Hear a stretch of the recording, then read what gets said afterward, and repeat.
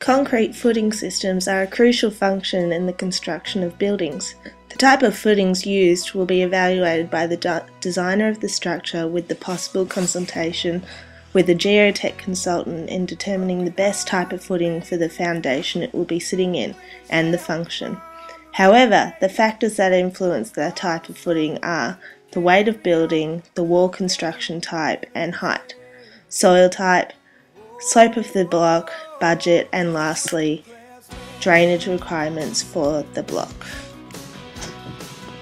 Commercial buildings, which is what we are investigating on today's show, as opposed to residential buildings, have different overall concrete footing masses due to the functions of the building.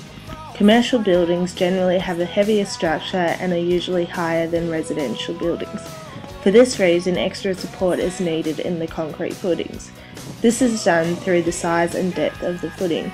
The deeper the footing is in the ground, the stronger it will be.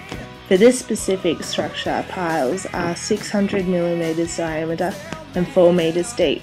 The pad footings are 2 meters by 2 meters by 1 meter, and the strip footings are 600 mm times 400 millimeters.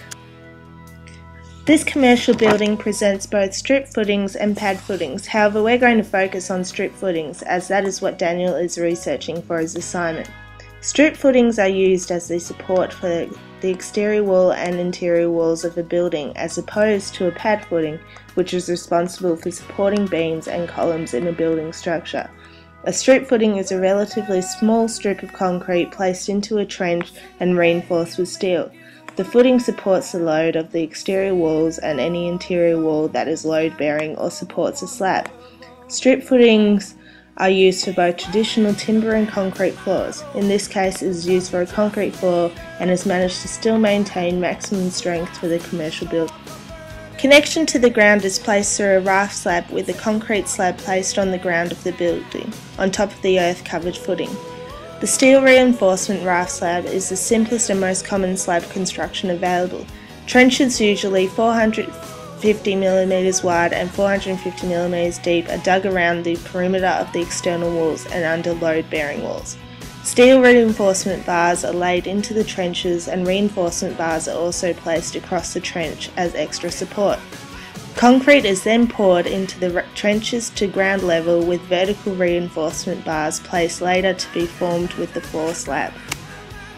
Piping and other elements such as termite protection are placed. Steel reinforcement is laid across the whole ground of the building, followed by concrete pouring in one operation in a slab that covers the entire floor area.